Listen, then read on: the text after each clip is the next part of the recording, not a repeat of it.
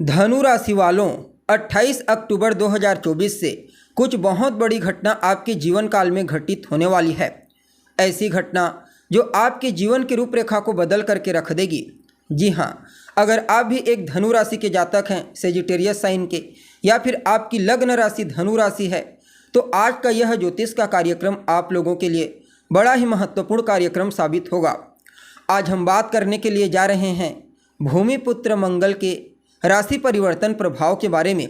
जी हाँ, सेनापति मंगल अपनी वर्तमान शत्रु राशि मिथुन राशि को छोड़कर अपनी नीच राशि कर्क राशि में बीते 20 अक्टूबर 2024 की प्रातःकाल प्रवेश कर चुके हैं और आने वाले 232 दिनों तक अर्थात 7 जून 2025 तक इसी कर्क राशि में रहते हुए आपको परिणाम प्रदान करेंगे, फिर सिंह राशि में ट्रांजिट कर जाएंगे। तो ऐसे में आप सभी धनु राशि के जातकों के लिए सेनापति मंगल का अपनी नीच राशि में गोचर करना कितना प्रॉफिटेबल रहेगा, इस गोचर काल के दौरान कहाँ कहाँ पर आपको सकारात्मक परिणाम की प्राप्ति होगी तो कहाँ कहाँ पर सावधानी बरतनी होगी, सभी बातें विस्तार के साथ आपको बताने वाले हैं। इसलिए कार्यक्रम में आखिरी तक बने रहिए और अगर आप हमारे चैनल पर पहली बार आए हैं तो चैनल को सब्सक्राइब करके बेल नोटिफिकेशन को ऑन पर सेलेक्ट कर लें ताकि आपको समय समय पर इसी प्रकार की महत्वपूर्ण जानकारी प्राप्त होती रहे। अब देखा जाए तो सेनापति मंगल आप सभी धनु राशि के जातकों के लिए एक योग कारक ग्रह होते हैं, क्योंकि मंगल आपके 5वें घर और आपके 12वें घर के स्वामी बनते हैं और इस बार उनका गोचर आपके 8वें स्थान से हो रहा है। फलतः कुछ मामलों में मंगल का यह गोचर बड़ा ही अद्भुत रहने वाला है, भले ही नीच राशि में गोचर क्यों न कर रहे हैं। इसके पीछे एक और कारण है, गुरु के साथ इनका तीसरे 11वें का संबंध और शनि के साथ षडाष्टक योग। तो सबसे पहले तो मंगल इस गोचर काल के दरमियान आपकी रुचि को अध्यात्म के क्षेत्र में ले जाएंगे। जी हाँ, आपने बिल्कुल ठीक सुना, मंगल भी अध्यात्म की तरफ रुचि को ले जाते हैं और इस समय वही कार्य एक बहुत बड़े रूप में करने वाले हैं। आप जितना ज़्यादा अध्यात्म से जुड़ेंगे, स्पिरिचुअलिटी से जुड़ेंगे, यकीन मानिए आपके जीवन काल में जितनी भी समस्याएं हैं, परेशानियां हैं, उसे ज़्यादा समय तक रहने का अधिकार नहीं रहेगा। कहने का तात्पर्य कि ईश्वरीय कृपा से आपको तमाम प्रकार की सुख सुविधाएं मंगल के इस गोचर काल के दौरान प्राप्त हो जाएंगी। बाकी रिसर्च के फील्ड में, खोजबीन के क्षेत्र में आपकी रुचि जाएगी। वह सभी विद्यार्थी जो मेडिकल फील्ड से जुड़े हुए हैं, इंजीनियरिंग के फील्ड से जुड़े हुए हैं, उनके लिए तो कहना ही नहीं, इस गोचर काल के दौरान उन्हें विशेष उपलब्धियां हासिल होने वाली है। जैसा कि आपको मालूम है, मंगल जहां होते हैं वहां से चौथे स्थान को, 7वें स्थान को और 8वें स्थान को दृष्टिगोचर करते हैं। अब आपके 8वें घर में हैं तो यहाँ पर उनकी चौथी दृष्टि आपके 11वें स्थान पर जा रही है। परिणाम स्वरूप मंगल की चौथी दृष्टि जहाँ एक तरफ आपके इनकम की स्थिति को मजबूती प्रदान करेगी तो वहीं दूसरी तरफ आपके बड़े भाई बहनों के करियर के ग्रोथ के लिए भी अहम भूमिका निभाने वाले हैं।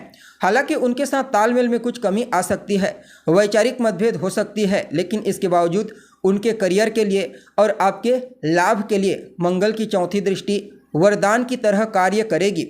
सिर्फ इतना ही नहीं, यह जो 11वां स्थान होता है ना दोस्तों, यह छठे से छठा होता है। परिणाम स्वरूप मंगल की चौथी दृष्टि आपको रोग, रिपु और ऋण से भी काफ़ी हद तक छुटकारा दिलाने का कार्य करेगी। और इनकी 7वीं दृष्टि सीधे आपके दूसरे स्थान पर जा रही है, जो आपके कुटुंब, परिवार, खान पान, आपकी वाणी और संचित धन का होता है।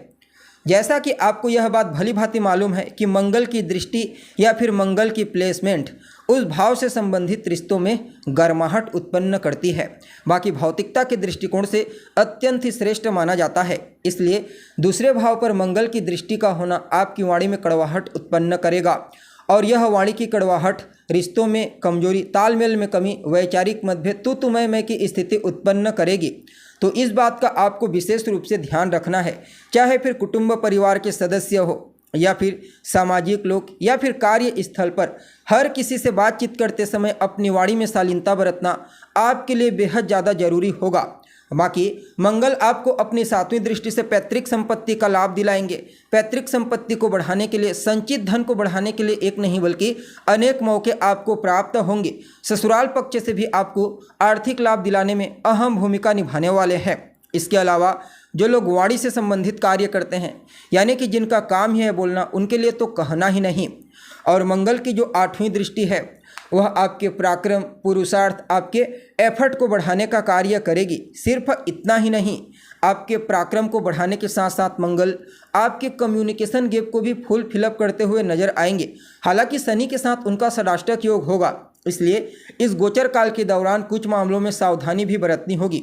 जैसे कि इस समयावधि में पहले तो आपको गाड़ी चलाते समय, वाहन चलाते समय सावधानी बरतनी होगी, अन्यथा छोटी मोटी चोट चपेट की घटना हो सकती है।